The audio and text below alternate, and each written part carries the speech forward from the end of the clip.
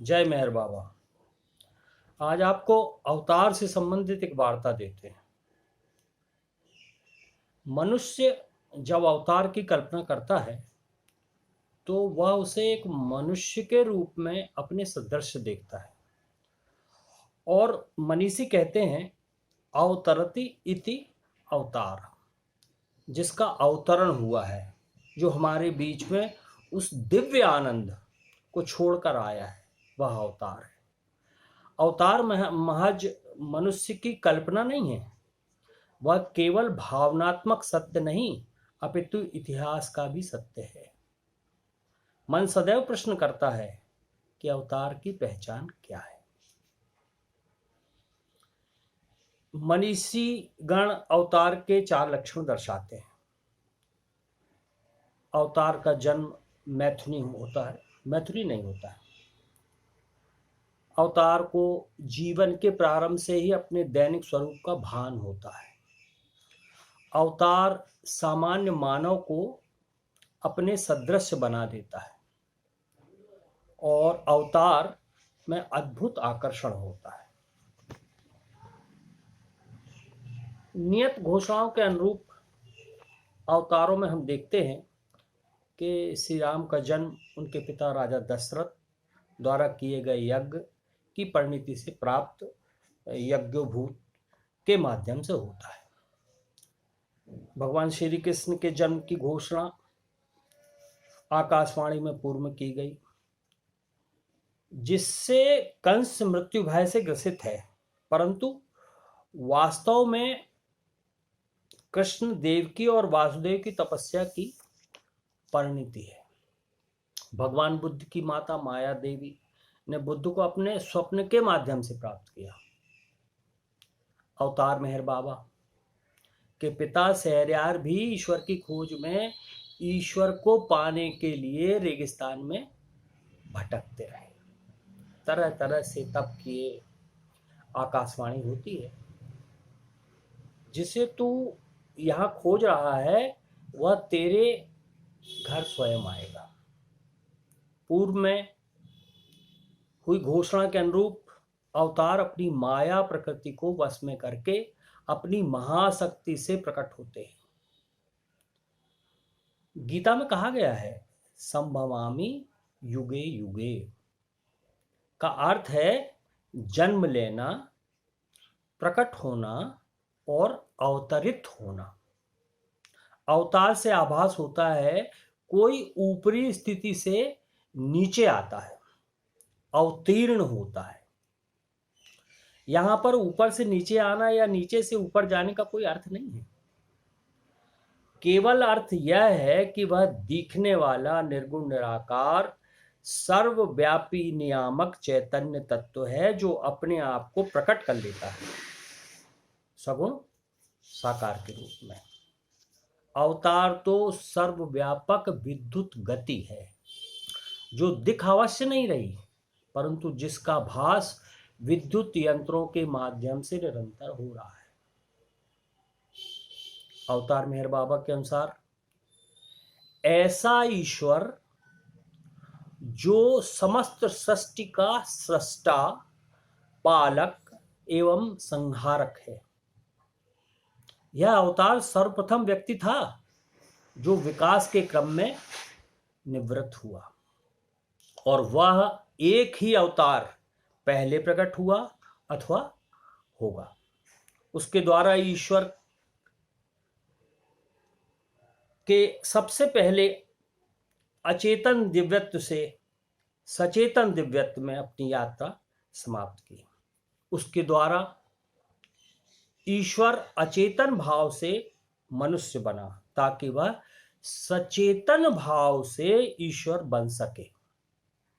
उसके द्वारा ईश्वर मानव जाति के सचेतन भाव से मनुष्य बनता है। यदा यदा ही धर्मस्य ग्लानिर्भवति भारत अभ्युत्थानम धर्मस्य तदात्मानं सृजाम्यहम्।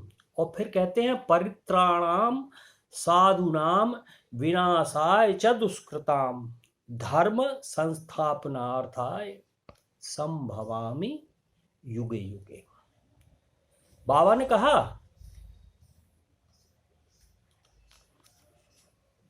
वह जानता है, कौन जानता है? ईश्वर जानता है। वह जानता है कि मृत्यु मनुष्य के अस्तित्व का अंत नहीं होता, अतः मृत्यु से उसे कोई मतलब नहीं रहता। वह जानता है कि सृजन के पूर्व संहार होता है, यंत्रणा के गर्भ में शांति और आनंद का जन्म होता है। प्रयत्न के द्वारा कर्म के बंधनों से छुटकारा मिलता है। मतलब की बातों से उसे मतलब हुआ करता है। बाबा कहते हैं जो उसके संपर्क में आते हैं उनमें वह ऐसा प्रेम जागृत करता है जो उनकी तमाम स्वार्थपूर्ण इच्छाओं को उसकी सेवा करने की इच्छा की अभी अग्नि शिखा में भस्म कर देता। जो उसको अपने जीवन समर्पित करते हैं वे क्रमशः ज्ञान में उसी के समान हो जाते हैं। कितनी अद्भुत बात कही है बाबा ने। क्रमानुसार उनकी मनुष्यता उसके दिव्यत्व में लीन हो जाती है और वे मुक्त हो जाते हैं।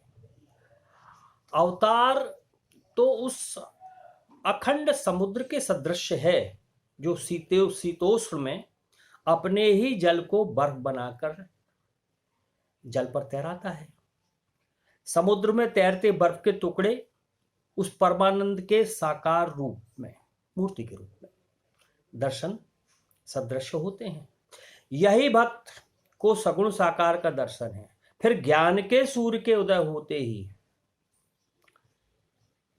बर्फ पुनः जल रूप धारण कर लेती है। यही तो निराकार ब्रह्म का दर्शन है। रामचरितमानस में इसी सत्य को सुंदर रूप में प्रकट किया गया है। जिनके रही भावना जैसी प्रभु मूरत देखी तिन तैसी विनाशाय च दुष्कृताम। वह कोई सातवें आसमान से अवतरित नहीं होता बल्कि वह अपने को प्रकट करता है। वह तो विद्युत के रूप में बिजली के तार में विद्यमान है, परंतु उसका प्रकाश केवल बल्ब या उन उपकरणों में दिखाई देता है। वह व्यक्ति के वध के लिए नहीं आता, उसमें व्याप्त दुष्प्रवृत्तियों का वध करना चाहता है। अवतार व्यक्ति से प्रेम या द्वेष नहीं करते, वे तो सिद्धांतों से प्रेम करते हैं और उन्हीं सिद्धांतों की वे रक्षा करते हैं। अवतार अनंत है, असीम है, इसलिए वो बार बार अवतरित होता है। वे करुणा निधान हैं। अपने प्रेमियों पर कृपा बरसाने के लिए, उन्हें आंतरिक साहस और शक्ति प्रदान करने के लिए, अपनी मधुर लीलाओं द्वारा दुर्वृत्तियों का संहार और सद्वृत्तियों का प्रसार करने के लिए अपनी प्रेम लीलाएं करते हैं। God man, man God. अवतार ईश्वर बन जाता है। बाबा ने कहा है मनुष्य संस्कारों का गुच्छा है, वह सद्गुरु संस्कारों से मुक्त है और अवतार संस्कारों से परे होता है। बाबा ने तो अद्भुत मनोवैज्ञानिक ढंग से बातें की। बाबा ने कहा संसार में हर समय 56 सद्गुरु मौजूद रहते हैं। ज्ञान में वे सब एक से एक होते हैं, कार्य में वे सदैव भिन्न होते हैं। अधिकांश भाग में वे जनसाधारण लोगों से अलग और अज्ञात रहकर कार्य करते हैं, किंतु 5 जो एक प्रकार से संचालक संघ की भांति काम करते हैं तथा लौकिक महत्ता और प्रसिद्धि प्राप्त करते हैं। औतारिक कालों में अवतार सर्व से सद्गुरु की हैसियत से इस संघ तथा समस्त आध्यात्मिक परंपरा के अध्यक्ष के रूप में अपना स्थान ग्रहण करता है। अवतार का अवतरण सामान्य जीवों की तरह कर्मों और प्रारब्ध के फलस्वरूप नहीं होता। जीव कर्मवश है और अवतार स्वतंत्र है। वह कर्म से भी स्वतंत्र है। जैसे एक जेलर, एक अपराधी जेल के भीतर आते हैं। जेलर अपनी मर्जी के अनुसार बिना किसी बंदिश के कभी भी जेल में आ जा सकता है, लेकिन अपराधी अपनी इच्छा के अनुरूप बाहर नहीं जा सकता। अवतार तो नित्य शुद्ध बुद्ध है, मुक्त स्वभाव का होता है। ईश्वर को अजबी कहा गया है। वह ब्रह्म तो अपने स्वरूप से अजन्मा ही है, जो सदैव विद्यमान है। उसका जन्म क्या, जो सर्वव्यापी है। उसका नाश क्या, जन्म तो उसका होता है जो पहले नहीं था और अब होता है, और नाश उसका होता है जो सीमित है। ज्ञान की दृष्टि से जीवात्मा ब्रह्म स्वरूप ही है और अवतार अपने स्वरूप से ब्रह्म ही है। ईश्वर वह है जो ईशन करता है। ईशन का अर्थ शासन होता है। ईश्वर अर्थात ईश धन वर, जो शासन करने में वर यानी श्रेष्ठ हो। अंत में बाबा का यह कथन